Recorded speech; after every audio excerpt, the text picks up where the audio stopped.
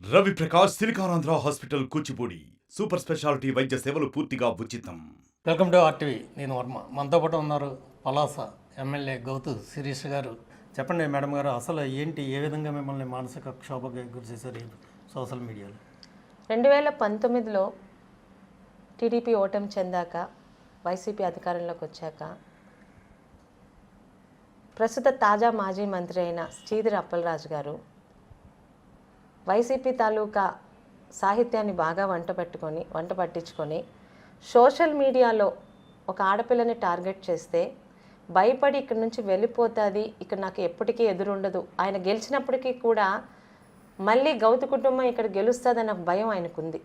ఆ భయంతో మరి రాష్ట్రం అంతటా నేను ఆ రోజు గమనించలేదండి, చాలా శ్రీకాకుళం జిల్లాలో వైసీపీ నాయకులే ఆశ్చర్యపోయేటట్టు ఏంటి ఇంత సోషల్ మీడియా టార్చర్ గౌతు శిరీషాక్ అనే రీతిలో దాదాపు ఒక 20-30 అకౌంట్లు, అందులో కొన్ని పర్సనల్ నేమ్స్తో ఉంటాయి, కొన్నేమో రాజన్న రక్షణ సైన్యం, రాజన్న గ్యారేజు, రాజన్న రక్షణ గోడ, XYZ ఇలాంటి పేర్లతో అత్యంత నీచం అన్న పదం ఎందుకు మారుతున్నానంటే, రాజకీయాల్లో విమర్శలు వేరు. చిన్నప్పటి నుంచి రాజకీయ కుటుంబంలో పెరిగిన అమ్మాయిగా నాకు ఆ విమర్శలు తెలుసు, సద్విమర్శలు ఉండేవి. ఒకవేళ మీరు విమర్శలు చేస్తే దాన్ని మేము తట్టుకోవడమో లేకపోతే విమర్శలకు మేము కూడా కౌంటర్ ఇవ్వడమో ఉండేది. కానీ విమర్శల స్థానంలోని అసభ్యంగా, అశ్లీలంగా, అగౌరవంగా, తప్పుడు పదాలతో, అంటే ఎలాంటి వాళ్ళు ఆ భాష వాడతారో నాకు తెలియదు, కానీ అలాంటి పదాలతో నా మీద దాడి మొదలుపెట్టారు. ఆ లోపల కరోనా రావడం, పర్సనల్గా ఎవరు బయటకు వెళ్ళకపోవడం, అయినా కంటిన్యూస్గా నా మీద దాడి జరగడం జరిగింది. 2020 ఆగస్టులోని, అంటే 19లో అధికారంకి వచ్చాక ఈ దాడి ఎక్కువయ్యేసరికి, ఒక ట్రెడిషనల్ ఫ్యామిలీలో పెరిగానండి.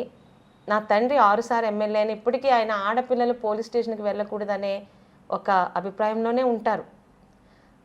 6 సార్లు ఎమ్మెల్యేగా చేసిన గౌతు శ్యామసుందర్ శివాజీ గారు పోలీస్ స్టేషన్కి వెళ్ళి నా కూతురు మీద సోషల్ మీడియాలో అసభ్యంగా పదజాలంతో సొంత పేర్లతో ధైర్యంగా పెడుతున్నారు, దయచేసి వీళ్ళ మీద యాక్షన్ తీసుకోండి అంటే, ఒక FIR కూడా చేయకుండా, అంటే మీరు కంప్లైంట్ ఇచ్చారు మేము తీసుకున్నామని చెప్పి ఒక రిసీప్ట్ ఇచ్చి వదిలేశారు. 6 సార్లు ఎమ్మెల్యేగా చేసిన శివాజీ గారు. తర్వాత 2021 అయ్యింది.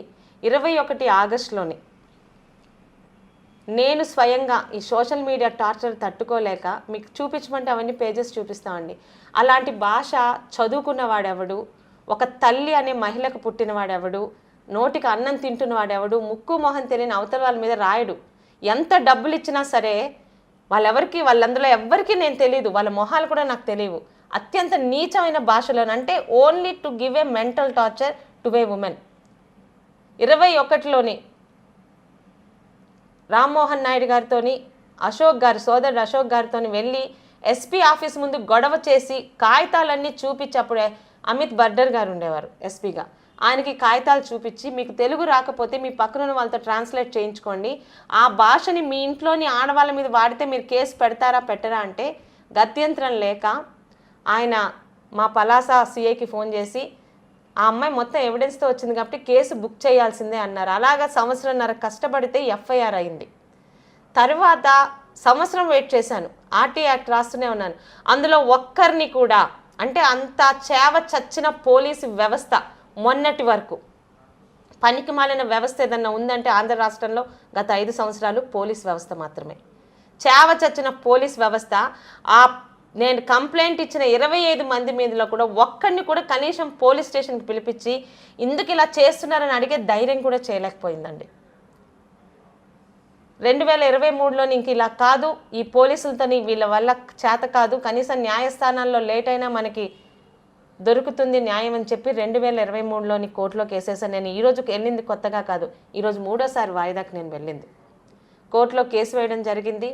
కోర్టులో కేసులోని ఆశ్చర్యం ఏంటంటే, ఇంత ఓపెన్గా ఒక మహిళని, నేనే కాదు ఈరోజు నేను నయనంగా బయటకు వచ్చాను అంతే. ఎంతమందికి బయటికి రాలేక ఏడుస్తున్నారో నాకు తెలుసు, ఎందుకంటే కుటుంబం సపోర్ట్ ఉండాలి. ఇంత అసభ్యంగా మాట్లాడుతున్నప్పుడు ఎన్నిసార్లు నేను బాధపడ్డానో తెలుసు, కానీ ఇంట్లో నా భర్త కానీ, తల్లిదండ్రులు కానీ, అత్తమామ కానీ అర్థం చేసుకున్నారు. నువ్వు పోరాటం చేయి, నువ్వేంటో మాకు తెలుసు, నీ చుట్టూ ఉన్న ప్రజలకు తెలుసు, ఇలాంటి వీధి కుక్కలకి భయపడాల్సిన పని లేదని వాళ్ళు ధైర్యం చెప్పారు కాబట్టి రాగలిగాను. కానీ ఎంతమంది తెలుగుదేశంలో కానీ జనసేనలో కానీ ఇలా పోరాడగలుగుతున్నారండి తప్పుగా మాట్లాడితే? ఎవరిచ్చారు వీళ్ళకి హక్కు? రాజకీయాల్లో వస్తేనేమన్నా మేము రోడ్డు మీద ఉన్నా ఏమన్నా ఎవరు పడితే వాళ్ళు మాట్లాడే ప్లేస్లో ఉన్నామా ఏమన్నా? అగౌరవమైన పదాలు కాదు, అసభ్యమైన అశ్లీలమైన పదాలు మార్ఫింగ్లు చేసి ఫోటోలతోనే ఏం శిక్ష ఉంది వాళ్ళకి? ఈరోజు కోర్టుకు ఎక్కాను, ఎందుకంటే మేబీ ఇది ఫస్ట్ టైం అవ్వచ్చు. కోర్టులో కూడా 3 సంవత్సరాలు అవుతుంది, 1 year దాటిపోతుంది, సారీ.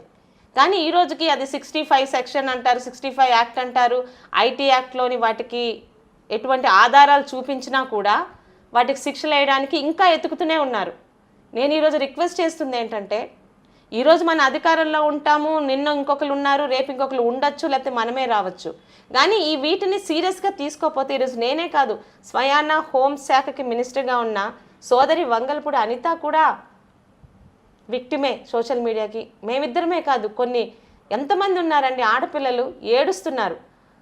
ఈరోజు సోషల్ మీడియా పేరుతోనే కాదు, కొన్ని వెబ్సైట్స్, ముఖ్యంగా కొన్ని ఛానల్స్ కొన్ని పేపర్లు, ఈరోజు పెద్ద పేపర్లు చిన్న పేపర్లు అని నేను కామెంట్ చేయట్లా, కొన్ని పేపర్లు కూడా ఈరోజు ఫోటోలు వేసి, ఆడపిల్లల ఫోటోలు వేసి నీచాతి నీచమైన భాష వాడుతున్నారు కదా, వాళ్ళ మీద యాక్షన్ ఎక్కడ తీసుకుంటున్నారు?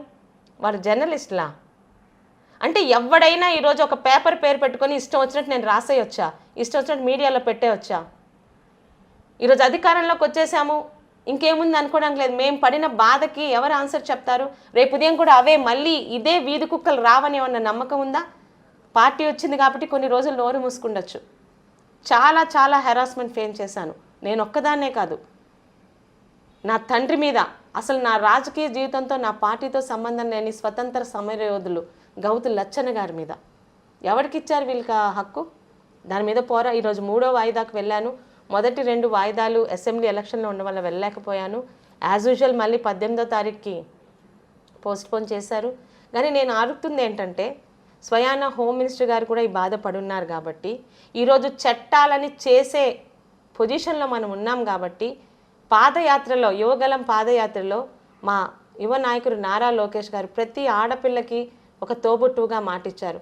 నా తల్లి పడిన బాధ, నా తల్లికి అన్న మాటలు ఇంకే ఆడపిల్లకి ఆంధ్ర రాష్ట్రంలో రానివ్వను అని, దానికి తగ్గట్టు చట్టాలు రావాలని పోరాడుతున్నానండి. ఎందుకంటే మామూలు బాధ కాదు, ఎంతో స్ట్రాంగ్ విల్ పవర్ ఉంటే కానీ, ఇంట్లోని సపోర్ట్ ఉంటే కానీ బయటికి రాలేరు ఆడపిల్లలు. ఈరోజు అక్కడ నేను పోరాటం చేసి వచ్చాక ఎన్ని ఫోన్లు వచ్చాయో నాకు తెలుసు. మేము మీలాగే చేయాలనుకుంటున్నాం కానీ ఇంట్లో వాళ్ళు ఒప్పుకోవట్లేదని స్వయాన ఒక జర్నలిస్ట్గా ఉన్న ఒక సోదరుడు ఫోన్ చేసి, నేను టీడీపీకి అనుగుణంగా మాట్లాడానని, నా పిల్లలు 16 సంవత్సరాలు ఉన్న నా కూతురు మీద తప్పుడు కామెంట్లు పెట్టి సోషల్ మీడియాలో పెట్టారు, మేము ఎవరికి చెప్పుకోవాలని బాధపడితే ఎక్కడికి వెళ్తున్నాము? There should be some ending. ఇన్ని చట్టాలు తీసుకొస్తున్నారు, దశ లేని తీసుకొచ్చారు ఆ చట్టాన్ని, కనీసం దానికి మన కేంద్ర ప్రభుత్వం ఇంప్లిమెంట్ కూడా చేయలేదు. పోలీస్ స్టేషన్లు పెట్టేశారు, దిశ పోలీస్ స్టేషన్లని. కానీ ఈరోజు మనం ఆంధ్ర రాష్ట్రంలోని ఎన్డీఏ ప్రభుత్వం అధికారంలో ఉంది. నా కోరిక ఒక్కటే, సోషల్ మీడియాలోని అశ్లీలంగా, అసభ్యంగా ఫోటోలు మార్పింగ్లు చేసి తప్పుడు వార్తలు రాసే పేపర్లు కానీ, ఛానల్స్ కానీ, వెబ్సైట్స్ కానీ, పర్సన్స్ని కానీ, ఒక ఆడపిల్ల ధైర్యంగా పోలీస్ స్టేషన్కి వచ్చి పలానా వాడు, పలానా పేపరు నా ఫోటో వేసి నా పేరుతో అసభ్యంగా సోషల్ మీడియాలో పెడుతున్నారని కంప్లైంట్ ఇస్తే, ఆ పెట్టిన వాడిని 24 గంటల్లో కనీసం మీరు పోలీస్ స్టేషన్కి పిలిపించగలిగితే ఇలాంటి సోషల్ మీడియా హెరాస్మెంట్స్ ఆగుతాయి. ఎంపీసీ బైపీసీ విద్యార్థులకి ఒక వరం CA/CMA కోర్సులు. CA/CMA చదివే విద్యార్థుల్లో 40% మంది ఎంపీసీ మరియు బైపీసీ విద్యార్థులే. Master minds. అంటే అధికార మార్పిడి జరిగినా కూడా అక్కడ ఉన్న పోలీస్ అధికారుల్లో చేంజ్ రాలేదు. అధికార మార్పిడి జరిగి 1 రోజులు అయింది. చంద్రబాబు నాయుడు గారు ఖచ్చితంగా వీటన్నిటి మీద దృష్టి పెడతారు. నేను ఈరోజు కోర్టుకు ఎక్కలేదు, చాలామంది ఈరోజు శిరీష కోర్టుకు ఎక్కిందేమో వాళ్ళ పార్టీ వచ్చాక అని అనుకుంటున్నారు. గత సంవత్సరంన్నరగా కోర్టులో ఈ కేసు నానుతూనే ఉంది. మధ్యలో కొన్ని వాయిదాలకి ఇంతవరకు ఎఫ్ఐఆర్ ఉంది కదా, దాని మీద కనీసం స్పందించలేదు. లేదండి, ఆ ఎఫ్ఐఆర్ని మళ్ళీ ఇప్పుడు 1 రోజులైంది పలాసలో ఉన్న పోలీస్ స్టేషన్లకి పంపించి, మీ పోలీస్ డిపార్ట్మెంట్ వాళ్ళే 2.5 సంవత్సరాల క్రితం చేసిన ఎఫ్ఐఆర్, వాళ్ళని పిలిపించి మాట్లాడించండి అంటే ఇంతవరకు ఎటువంటి రెస్పాన్స్ లేదు. వాళ్ళు మా ముందే తిరుగుతున్నారు, మీ గవర్నమెంట్ ఏమీ చేయలేదు చూసారా అని మాట్లాడుతున్నారు. ఈరోజు నా ఒక్కదాని గురించి కాదు నేను బాధపడుతుంది, మేం బాధపడొచ్చు, కానీ ఆ పోస్టింగ్లు చూసి నా పిల్లల మీద ఎలాంటి ఎఫెక్ట్ ఉంటుంది? 16-15 సంవత్సరాల పిల్లల మీద ఎలాంటి ఎఫెక్ట్ ఉంటుందండి? ఇందాక నాకు ఫోన్ చేసిన సోదరుడు అమ్మ ఎవరైనా వీక్ మైండ్తో ఆత్మహత్యలు చేసుకుంటే, అంటే వీళ్ళకి ఎదురుగా ఒకళ్ళు మాట్లాడితే అప్పుడప్పుడు చూస్తూ ఉన్నాం కదా పేపర్లో కూడా ఈ తట్టుకోలేక అదే మాట్లాడుతున్నాను కదండి, ఆత్మహత్యలు చేసుకోవడం. అంటే నేను అంటుంది ఎక్కడ ఏదో ఒక ఎండింగ్ ఉండాలి కదా. ఈరోజు మన అధికారంలోకి వచ్చేసామని మర్చిపోతే మళ్ళీ రేపు ఉదయం ఏమవుతుందో తెలీదు. మళ్ళీ రేపు వీళ్ళందరూ తలెత్తుతారు. అసలు ఈ సోషల్ మీడియాలో ఈ అసభ్యంగా అశ్లీలంగా మాట్లాడాలన్న సంస్కృతి వైసీపీ పార్టీ కాదు తెచ్చింది. పెద్దలందరికీ అడుగుతున్నాను, రాజకీయాల్లో ఈవెన్ వైసీపీ పార్టీలోనే ఆడపిల్లలు ఉన్న వాళ్ళు కూడా ఉన్నారు. కనీసం చెప్పడానికి కూడా ధైర్యం చేయలేని చేతకాని పరిస్థితిలో ఉన్నారు. ఈరోజు నా మీద పెట్టిన అదే సీదిరి అప్పలరాజు గారి భార్య మీద మేము ఎప్పుడు ఏ రోజు ఒక మాట అనలేదే. ఎందుకంటే తల్లిదండ్రుల పెంపకంలోని ఒక ఆడపిల్లని ఎలా చూస్తారో చూస్తూ పెరిగాం కాబట్టి, తెలుగుదేశం పార్టీలో క్రమశిక్షణ ఉంది కాబట్టి. కానీ అలాంటి వాడిని చూస్తూ ఊరికే వదలకూడదనే నిశ్చయంతో ముందుకు వచ్చాను. సంవత్సరం పట్టచ్చు, 6 నెలలు పట్టచ్చు. నాకు చంద్రబాబు నాయుడు గారి మీద, ముఖ్యంగా లోకేష్ గారి మీద, హోంమంత్రిగా ఉన్న వంగల్పూడి అనిత గారు ఆమె కూడా ఒక బాధ్యతరాలు కాబట్టి టైం పడుతుంది, నెల రోజులు అయింది. కానీ కనీసం ఒక గొంతు ఎత్తాలి కదా. నాలాగున్న వాళ్ళు నెమ్మదిగా బయటకు వస్తారు కదా. కనీసం పార్టీ మారింది, మేము కూడా కంప్లైంట్ ఇస్తామని. ఎక్కడున్నారండి ఆ సోషల్ మీడియా వీరులు? ఈరోజు పలాసలో నేను 2-3 సార్లు సీఏ గారికి ఫోన్ చేసి ఏమవుతుందంటే సగం మంది ఊరు దాటిపోయారమ్మా, ఊర్లో ఉన్న వాళ్ళకి పిలిపించండి, ఇదిగో అదిగో, అది వాళ్ళు తీసుకుంటున్న యాక్షన్. ఇంత హెరాస్మెంట్ జరుగుతూ ఉంది సోషల్ మీడియాలో, మొత్తం మహిళల మీద కావచ్చు, ఎవరి మీద కావచ్చు. శాసనసభలో దీనికి రైట్ చేసే అవకాశం ఉందంటారా? ఖచ్చితంగా అండి. గత శాసనసభ లేదు, కౌరవ సభలో ఉందని మీకు తెలుసు.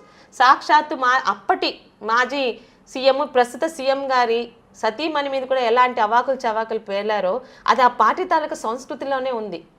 కానీ ఈరోజు తప్పు చేసిన వాడికి శిక్ష పడాలి. సంవత్సరం తర్వాత అయినా, 2 సంవత్సరాల తర్వాత అయినా భవిష్యత్తులో మళ్ళీ ఎవరు కూడా మహిళ మీద తప్పుగా, అశ్లీలంగా, అసభ్యంగా ఫోటోలు మార్ఫింగ్లు చేసి పెట్టకూడదు అనుకుంటే, ఈరోజు హోమ్ మినిస్టర్ గారు కానీ, మా నారా లోకేష్ గారు కానీ, చంద్రబాబు నాయుడు గారు కానీ, ఈరోజు ఇంకా నెల రోజులైంది.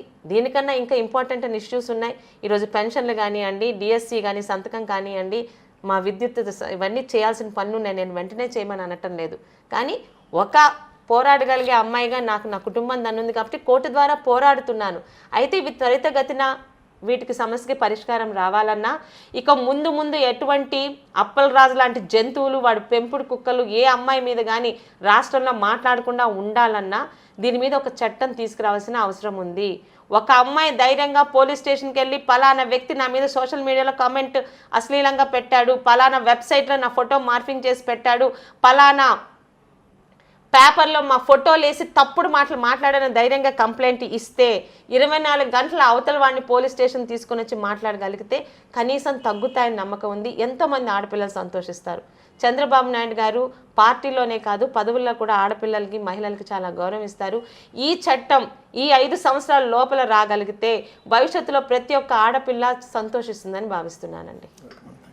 ఒకటే చెప్తా ఉన్నారు ఎమ్మెల్యే శిరీష్ గారు, నేను స్ట్రాంగ్ పర్సన్ కాబట్టి నేను న్యాయస్థానంలో పోరాడుతూ ఉన్నాను, అలాగే చాలామంది భయపడి ముందుకు రావటం లేదు, దీని మీద శాసనసభలో ఒక చట్టం చేయాలని కోరతానని గట్టిగా చెప్తూ ఉన్నారు. Camera Ajit Varma, RTV Visakhapatnam. మరిన్ని వీడియోస్ కోసం ఛానల్ ని సబ్స్క్రైబ్ చేయండి, లేటెస్ట్ అప్డేట్స్ కోసం వాట్సాప్ ఛానల్ ని ఫాలో చేయండి, అండ్ లింక్ డిస్క్రిప్షన్ లో ఉంది.